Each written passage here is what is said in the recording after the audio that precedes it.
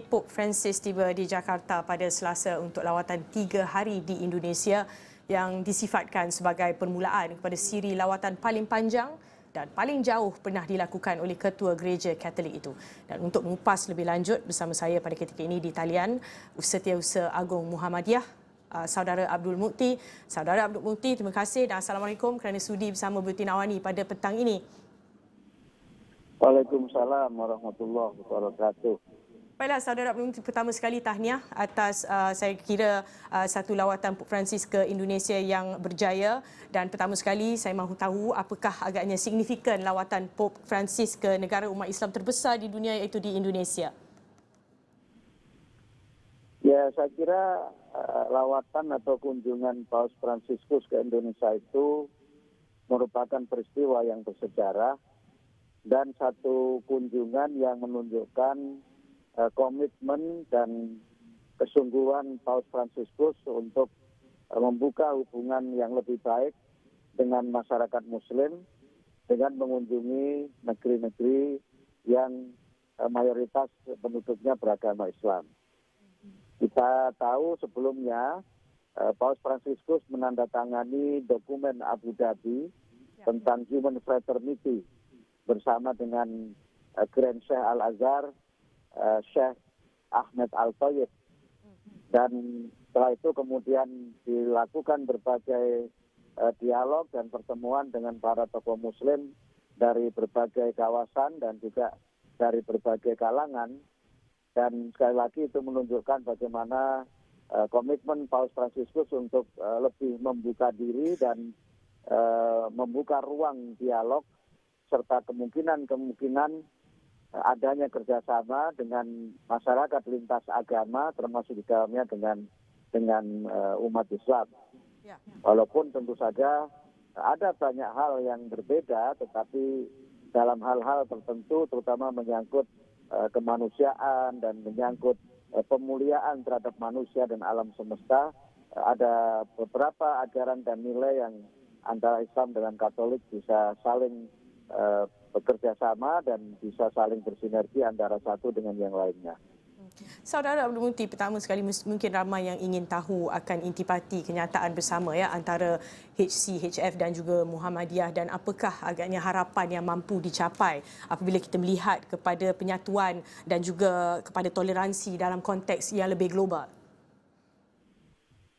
Ya, tadi baru saja ditandatangani pernyataan bersama antara Paus Fransiskus dengan Imam Besar Masjid Al-Azhar.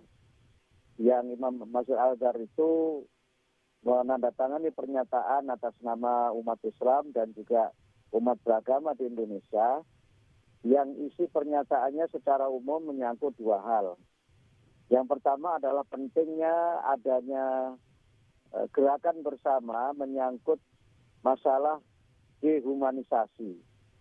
Masalah yang ditengarai menjadi persoalan global sekarang ini, di mana banyak sekali terjadi kekerasan, banyak terjadi eksploitasi manusia untuk berbagai kepentingan, yang akhirnya menimbulkan banyak sekali korban jiwa dari mereka kalangan yang tidak berdaya, kalangan yang tidak berdosa, terutama perempuan, anak-anak, dan orang-orang tua.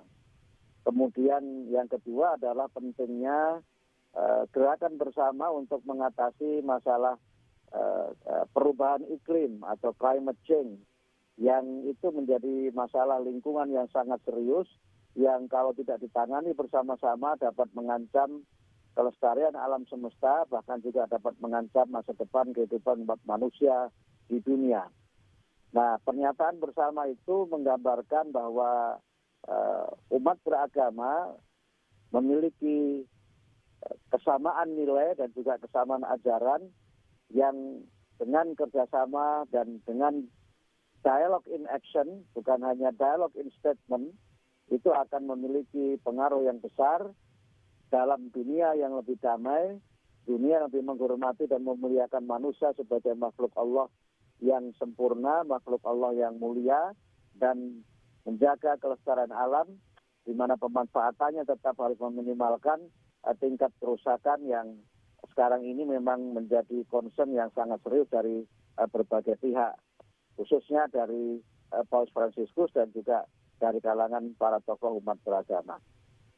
Mungkin Saudara Abdul Mukti, untuk mengakhiri perbualan kita pada petang ini, sedikit sahaja pandangan daripada Saudara Abdul Mukti mengenai apa lagi yang Republik Indonesia dan juga rakyat Malaysia ataupun rakyat secara keseluruhannya yang beragama Islam terutamanya boleh buat dan boleh lakukan untuk sama-sama kita hidup di dunia ini dengan lebih harmoni tanpa mengira agama. Ya, saya kira pernyataan mengapa Paus Fransiskus memilih Indonesia, salah satu alasannya adalah karena Indonesia menjadi salah satu negara yang mayoritas penduduknya beragama Islam, tetapi memiliki tingkat toleransi dan semangat kerukunan antar dan intern umat beragama yang sangat tinggi. Semangat kebersamaan yang diikat oleh, tadi Paus Fransiskus menyebut Bhinneka Tunggal Ika, adalah sebuah contoh bagaimana keragaman agama, keragaman budaya itu bukan menjadi faktor yang memecah belah suatu bangsa, tetapi justru dapat menjadi modal sosial dan modal politik untuk bangsa itu menjadi lebih maju lagi. Saya kira semangat bagaimana mengelola keragaman dengan penuh rasa hormat, dengan toleransi yang otentik, dan ketulusan untuk menerima perbedaan adalah kunci untuk kita hidup rukun, berdampingan secara damai. Dan itu tidak hanya terjadi di Indonesia, tapi juga saya kira itu bisa dikembangkan dan juga diterapkan di negara lain, mungkin termasuk di Malaysia yang sekarang sedang menggelorakan semangat Malaysia Madani. Ya. Saudara Abdul Mukti, terima kasih banyak kerana berkongsikan pandangan sedikit mengenai lawatan Pope Francis di Jakarta selama 3 hari. Itu dia tadi Setiausaha Agung Muhammadiyah Abdul Mukti yang bersama Buletin Awani pada petang ini.